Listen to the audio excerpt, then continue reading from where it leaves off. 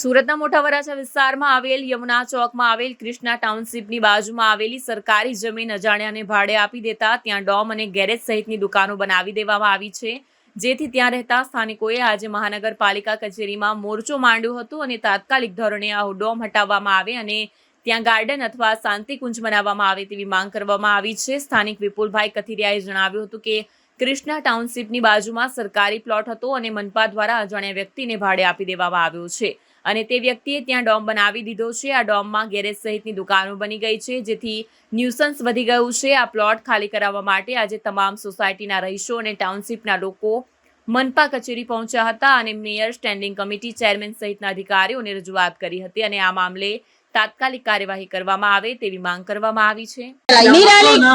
હું નિરાલી મોટા વરાછાથી આવીએ છીએ કૃષ્ણા ટાઉનશીપ।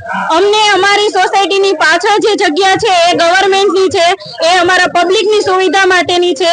તો આજે ઈ સુવિધામાં ડોમ બનાવીને સરકાર પોતાની આવક ઊભી કરી રહ્યા છે, તો એના માટે કોર્પોરેશન પોતે જવાબદાર છે એના માટે। અને અમે જો અહીંયા માંગ કરવા આવ્યા છીએ તો અમને કેદીની જેમ બહાર ઊભા રાખવામાં આવ્યા છે।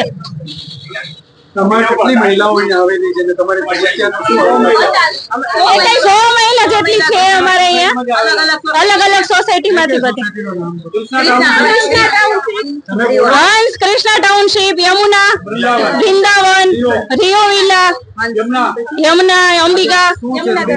સમસ્યા એ છે કે જે અમારા માટે જગ્યા ગવર્મેન્ટની છે તો એની અંદર અમારે ગાર્ડન જોઈએ છીએ। એટલા વિસ્તારમાં ક્યાંય અમારા છોકરાને કે સિનિયર સિટીઝનને જવા માટેનું કોઈ ગાર્ડન નથી કે નથી કોઈ એવી વ્યવસ્થા। જ્યાં ગાર્ડન જ્યાં સરકારની જગ્યા હતી ત્યાં એમણે ડોમ ઉભા કરીને આવક શરૂ કરી દીધી છે।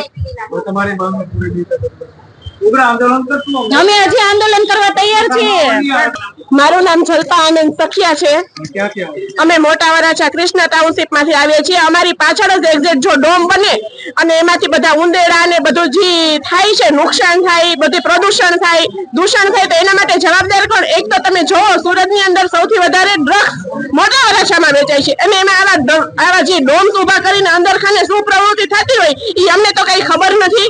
આ તમે બધા ડોમ્સ ઉભા કરવાની પરમિશન આપી છે, પણ અંદર શું થાય છે પછી કોઈ ચેક કરવા આવો છો? અમારી સોસાયટીની અંદરની સેફટી શું? પાછળથી કોઈ પણ ઓલી શું કહેવાય દિવાલ ટપીને આવી જાય તો અમારે શું કરવાનું? અમારી સેફટીનું ધ્યાન કોણ રાખશે?